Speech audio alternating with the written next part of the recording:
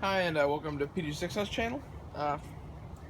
Just did a video on shotguns. I figured I'd do another quick video on something that's of interest to me. Maybe it will be to you. That's pump action versus semi-auto when it comes to shotguns. Which one should you buy and why? My opinion used to always be pump shotguns only. We'll get to that in a minute.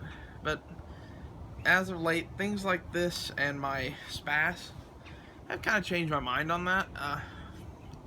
If you get a reliable enough semi-auto, I think they're interesting, and I think they're a little better than the pumps in some ways, because the least reliable part of a pump action is you. If you short stroke it or whatever, you're gonna cause it to fuck up. The semi-auto, if it's a good one, removes that, and that's kind of nice.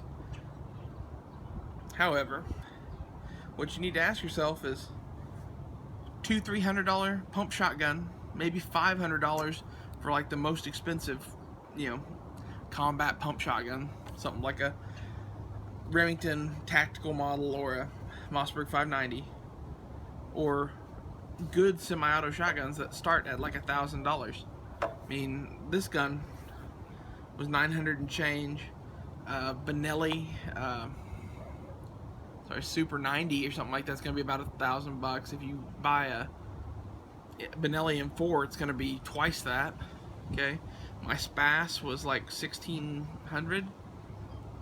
They're all pretty expensive.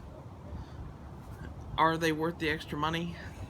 I would say no, because back before I started buying some semi-auto shotguns, my opinion always was pump action because they work and they're cheap. And what I've seen in the semi-auto shotgun world has not changed my opinion of that. The whole magazine-fed capability of the Vepr is really, really cool.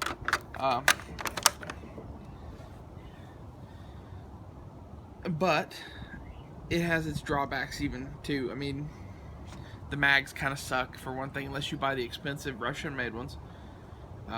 They're kind of a pain to load. You can't really leave them loaded. If you do leave them loaded, the gun's not going to be reliable, and you're back to the whole why not just buy a pump gun. I think for serious use, a shotgun should have a tube-fed magazine.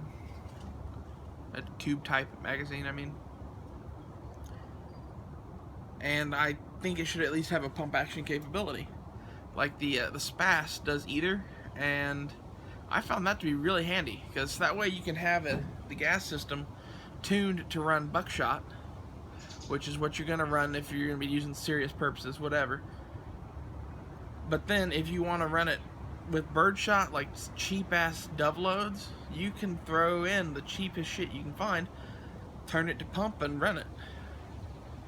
I think someone really needs to make a gun for around $1,000 that does pump or auto and is better than the SPAS. The SPAS has some issues.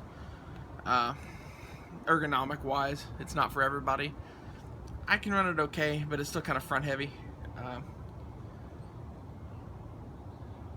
You could do some definite tweaks and get a very, very good shotgun. But the reason no one does that is because $200-300 shotguns. I mean, why? You could get a pump and you could run everything. The amount of people who would spend the extra $700-800 on a pump or auto type gun are very few and far between. Oh. That's why there's so few of those shotguns. There's only two. Benelli made one and Frenchie made one, the SPAS. So,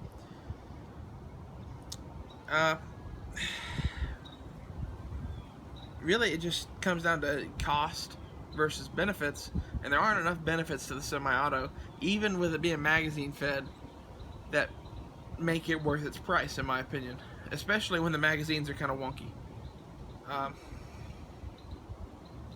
Now, if the magazine-fed shotguns were like $500, the magazines were like $10-15, and they ran awesome all the time, basically, this gun had better mags and was half the price, shit, you would be stupid to buy a pump action gun. You just would be.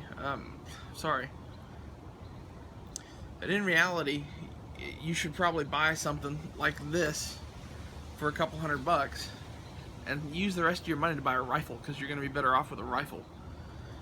The shotgun is more of like a tool sort of thing, and the rifle is your defensive type gun.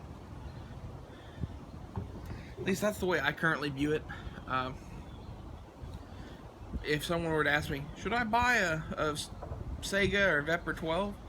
My answer would be no, because you're going to spend at least $1,000 to get a gun that's not as good as a rifle, and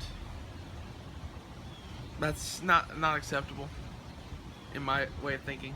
You could go out and buy a SLR 107 and have a real AK and be better off.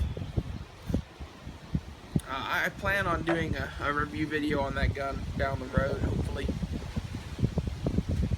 And I'm probably going to do a head-to-head between it and the SPAS, because why not? I mean, someone might actually watch that. Well, I think that's going to be it for this video. Tell me what you think below. Are semi-auto shotguns worth it, or would you buy a pump? How do you come down on the whole pump versus auto thing? Be sure to subscribe and thumbs up the video, and I'll see you guys later.